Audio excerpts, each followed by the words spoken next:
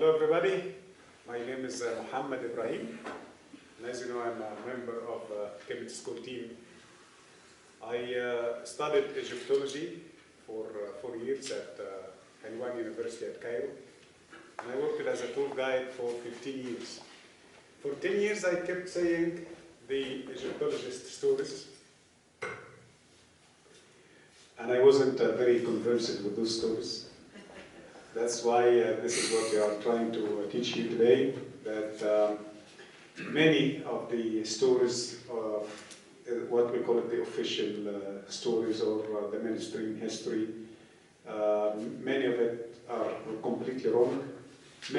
Some of the labels, we need just to change some words and it will fit our modern understanding about the ancient Egyptian and the connection between modern technology and the ancient technology. So after I met Yusuf and Patricia, the gaps in my heads started to be filled one after one.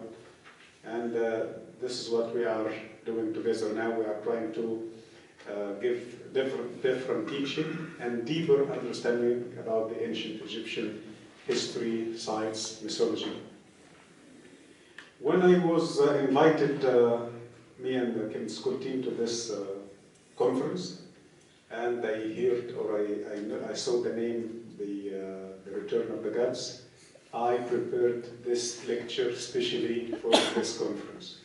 So this is the first lecture, or I'm doing this for the first time. And I believe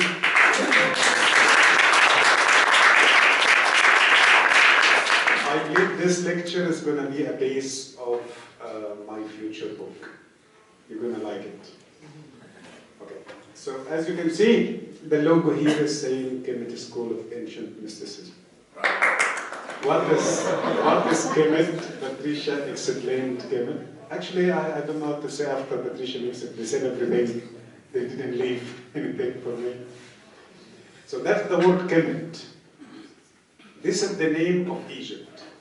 The word Egypt is considered as a modern name.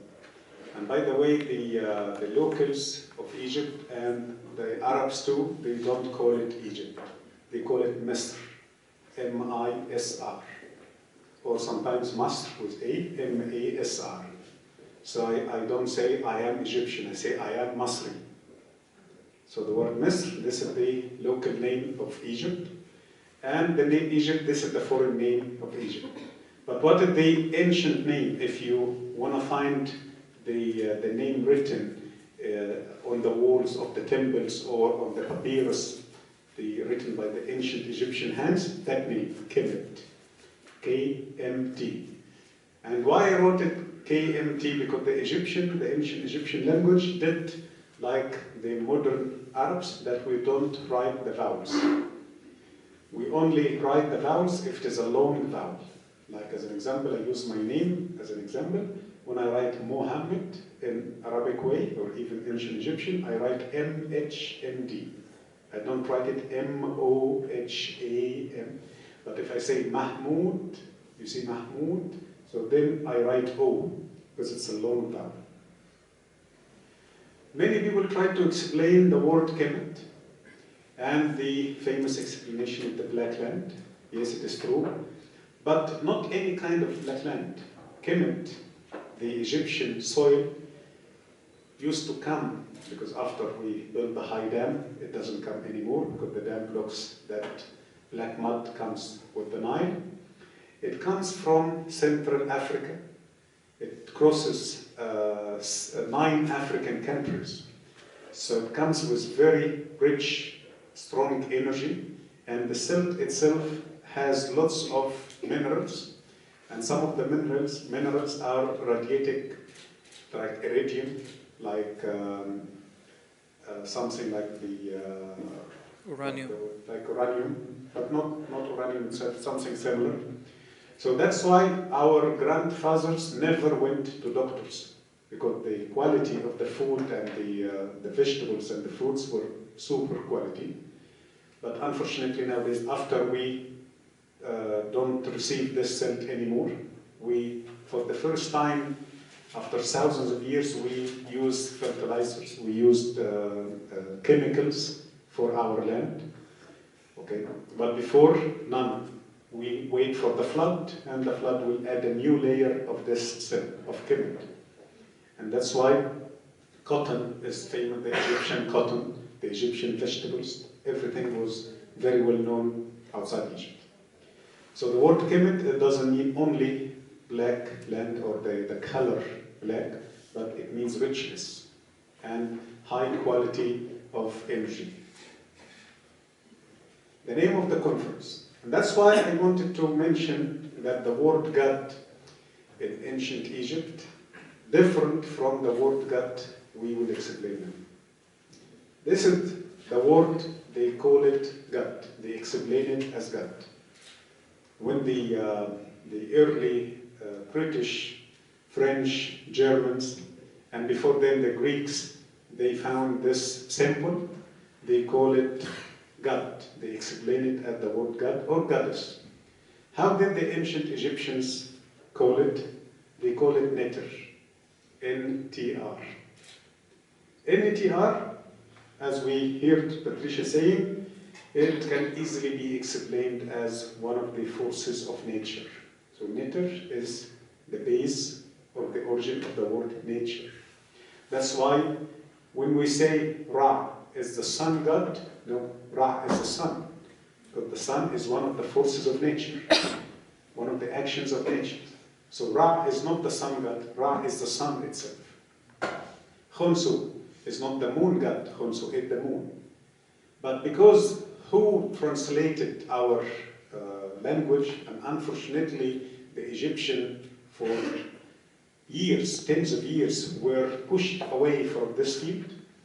And you will be surprised to know that the first Egyptian manager of the Egyptian Department of Antiquities, guess when? 1954.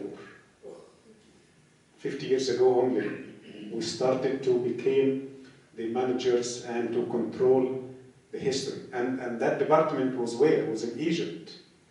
So before 1954, all the managers of this Egyptian department were foreigners, sometimes French, sometimes English. Okay? So those people, and as I keep saying, the Greeks before them, they add their background, they add their style of culture and religion and thoughts. So they had Zeus, they had Aphrodite, they had Hercules, so they called Ra Zeus, or Amun-Ra Zeus, and Hercules is Horus, and Aphrodite Isis. So they put our names and our symbols in their frame. They framed our symbols. That's why all the Egyptian cities, ancient Egyptian cities, with the title Horus, they call it Heracleopolis, the city of Hercules. But it's not the same. And if you tell them, no, it's not, it doesn't mean God, they say, no, look at the symbol now, it's a combination between the one to the left and the one to the right, and this is very clear, it means God. Okay, I can see it from that point of view, but as I always do, go to the source, go to the beginning. Did we have this combination from the beginning? No, it was that only. So it could be later, and maybe during the dynasties time.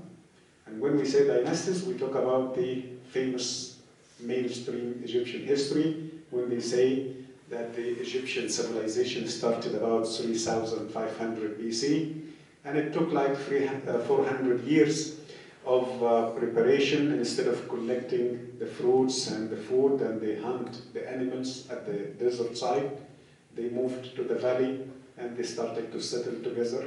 They created small villages, towns, cities, two kingdoms, one at the south, one at the north, and they were fighting each other for different sources. Then King Narmer, king of the south, managed to defeat the army of the north, and Egypt became one kingdom from 3,100 BC. If you search the Egyptian history on the internet, this is what you're going to see. And they said from that time, 3,100 BC, we can count 30 dynasties.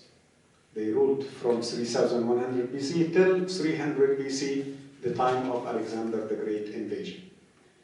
So the beginning of those dynasties, we didn't have this picture. It was that picture. So it seemed that someone later added this, but someone ancient, not modern. Because again, the priest who was controlling this game. And we will not deny that they use some of the facts, or maybe hide some, maybe show some, in order to get benefits from this. And they were looking how they can use the fact. If they will not use it in a proper way, they hide this story. If they can switch the meaning, they can create new meaning, then they show this. So in order to deceive the people, and they claim the sun is your god, and you must come and pay offering, and you show loyal, and you respect the priest, and that will serve them. So they invented this story. But with that one, it doesn't serve their target, because this will be nature. So I will deal with the sun as a natural element. So I don't need a priest in the middle. But dealing with this, I need the priest in the middle. Okay? Now we come to something very important. When we say the Egyptian civilization, it is not about just great and big structures and sophisticated designs. It is also about philosophy. And I read once one of the strange books saying Egypt had wisdom, but Greece had philosophy. No, Egypt had everything. I don't talk bad about Greece and the Greek civilization, but Egypt had everything. Because actually, wisdom is the top of the pyramid. You need many levels, and one of them is philosophy to reach wisdom. So the Egyptian imagined that what was a long, long time before, the first time, or we can call it the creation. If we read it Zep-Tepy, and some sources they read it Zep-Tepy. Zep means time, and Tepy means first or before. And the Egyptian put the adjective after the noun, not like we do in the Latin language. So we say good boy, but the Egyptian was saying boy good, the adjective after the noun. So the word, the first time, we should say it the time first, the beginning. So we are about to talk about the creation. But what was before creation? So you see that the Egyptian didn't only think about creation, but they think what was before creation. How was the shape before creation? How was the world, the universe, the creatures? And unfortunately, I brought the wrong picture, because I couldn't find a picture to show us the real shape, which is silent water. That is wavy water, okay? So the Egyptian imagined that the universe completely was huge or giant ocean called Nun, and we can say it none, nothing, okay? And why again I say we can say? Because the vowels are not written. So that's why some people say Amun, the name of the Egyptian letter, or what they call it God. Some people say Emen. So now we moved from A to E. Amun, Emen. Both may be right. Maybe both are wrong. It could be Omun. But because the vowel is not written in a clear way. Okay? So the primeval water, that is the beginning. And the Egyptian insisted to be water, the source of everything. Not just empty space, nothing, like maybe a place without air, without oxygen, without anything. No, they imagined it was primeval water. So what happened from that primeval water? This shape emerged. First, it was a kind of energy, and they gave the sign waves to the energy. And as Patricia explained, that the water wave is like the electric shape or like the wave. You're going to see it later. So it happened like this. Interruption happened to this water and some movement, and this kind of shape we call it bin-bin. The bin-bin is a small pyramid. Okay, and it could be, this shape could be a huge pyramid, but the word bin-bin, it means small pyramid. The same shape like a pyramid, but in a small size, not bigger than the table size. This bin-bin, some people they call it island, and that island emerged to the surface of that ocean. And this what happened, atom. Some people say atom is a self-creator, and he created himself. No, I maybe don't agree with this. Atom is a creation too. Atom, not the creator. Because the word atom or tam in the ancient Egyptian language and also in the modern Arabic language means perfect, the complete. So this is the completion of creation. Or this is the one has all the elements of creation. We will not need, or the creator will not add other elements. That's it, the one has all the elements. That's why it had the name atom.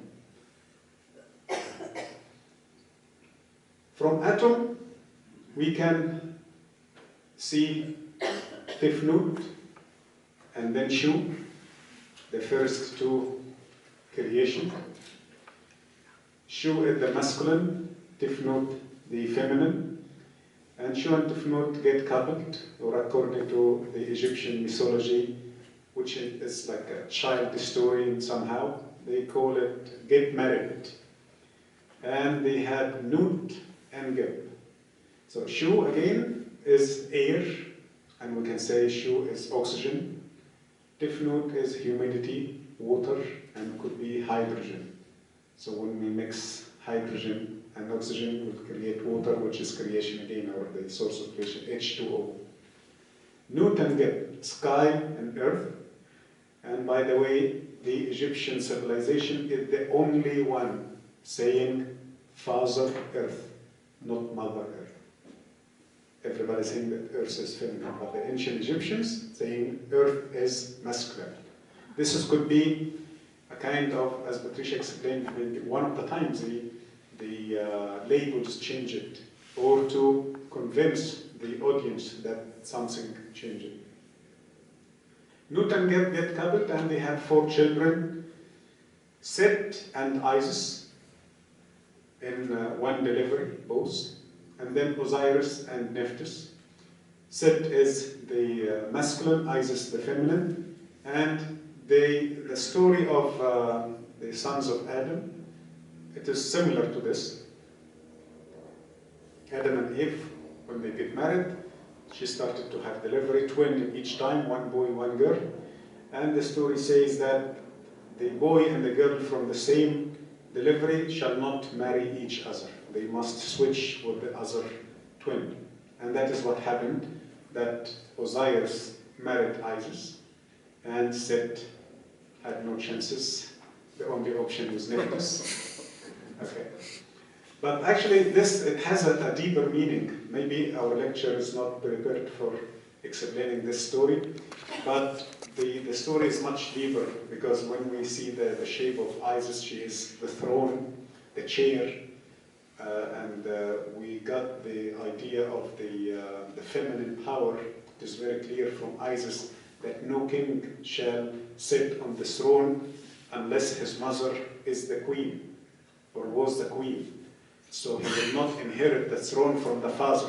No, he will inherit the power from the mother. That's why we can follow the Egyptian kings or rulers through the blood of the mother, not the father. Okay? So Isis and Osiris get married, and they delivered Horus. Horus who changed that story. Horus at the beginning of the dynasties, and the followers of Horus who put all the labels, and later became Amun-Ra. But Horus was the beginning. Horus, if we can say, the patriarchy style of life started in ancient Egypt from the time of Horus.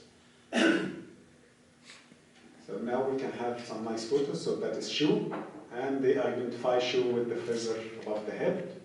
and that is Tifnut in a standing position. Tifnut, like Mut, it's a linus, both are linuses, and we have Khemit. Khemit is the one always standing, but in some cases Tifnut is standing too. But the famous style of Tifnut and Mut, sitting or seated linuses. But I didn't find a picture with that. Okay? And you can see they are connected with the sun. But how Shu is connected with the sun? Yes, he is, because air is one of the effects of the sun. How air moves from a high pressure area, the atmosphere, to a lower pressure. And who caused the difference is the sun, the energy of the sun. And that is Geb and Nut. Nut, the one we saw in the last lecture, the sky shape. But this is one of the early representations of Nut. Why Geb is represented with the goose above the head? The goose is one of the creatures is connected with the ground, and that's why the Egyptians were trying to send messages. To talk about philosophy, it is hard to explain. So they were looking for one of the natural elements to use it to try to give you that meaning. Something like nowadays when we talk about the space, and those things will take the time or the human maybe thoughts from dimension to another dimension. They call it wormhole because it's having this wavy shape like a worm, so they call it wormhole. Now we can see the four children, Nephthys, Set, Isis, and Osiris. How we identify them? Some of the knitters are unique shape. From the first sight, we understand this is Set. We don't need to read his name. Osiris, the same. But when we get to Isis and Nephthys, now in this case, look, they are the same, identical. But the only difference is the symbol. And sometimes they share the same shape, everything, even the symbol, but not the symbol. They have another kind of symbol, like something popular. So in this case, we shall read the name next to the knitter. And the ancient Egyptians were putting names in front of everything. If there is a king, they put the name of the king. Queen, they put the name. Knitter, they put the name. Side, they put... Names were everywhere. So they were keeping the information, they were giving information so you don't lose or you have misunderstanding. And that is Horus. We're going to see later that there are some knitters have the falcon shape. So in this case, not every picture with the falcon will be called Horus. We shall wait to read the name because we have four knitters have the same shape exactly. And that is, as Yusuf explained, Horus is originally called